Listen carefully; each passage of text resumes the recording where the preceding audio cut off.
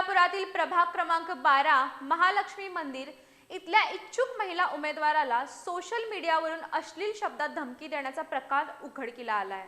त्यांना धमकी देणाऱ्यांवर कठोर कायदेशीर कारवाई करावी अशी मागणी हिंदुत्ववाद्यांच्या वतीने करण्यात आली आहे।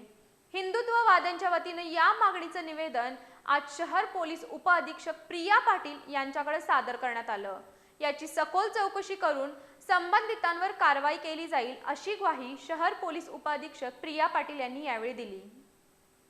कोल्हापूर महापालिकेची निवडणूक 15 जानेवारी 2026 रोजी होतीये।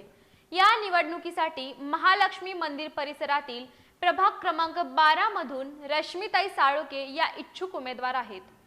त्यामुळे त्यांनी या परिसरातील नागरिकांशी संपर्क सुरू केलाय, तसंच सोशल मीडियावरही प्रचार सुरू केलाय। या दरम्यान या इच्छुक उमेदवार रश्मीताई साळोके यांना सोशल मीडियावरून अज्ञात लोकांकडून अश्लील भाषेत धमकी देण्यात आली आहे। अर्वाच्य भाषेत अज्ञातांनी त्यांना धमकी दिल्यानं त्यांच्या जीविताला धोका निर्माण झालाय।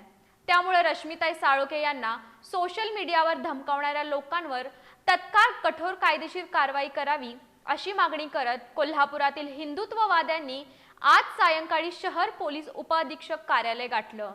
त्यांनी शहर पोलीस उपअधीक्षक प्रिया पाटील यांची भेट घेऊन रश्मीताई साळोके यांना धमकवणाऱ्या व्यक्तींचा शोध घेऊन त्यांच्यावर ताबडतोब कारवाई करावी अशी मागणी त्यांच्याकडे केली। या मागणीचे निवेदनही यावेळी त्यांच्याकडे देण्यात आलं। रश्मीताई साळोके यांना धमकी देणाऱ्यांसह हे धमकी देणारे मेसेज व्हायरल केल्यावर लवकरात लवकर कठोर कारवाई केली जाईल अशी ग्वाही यावेळी शहर पोलीस उपअधीक्षक प्रिया पाटील यांनी हिंदुत्ववाद्यांच्या शिष्टमंडळाला दिली। या प्रकारामुळे कोल्हापुरात खळबळ उडाली आहे।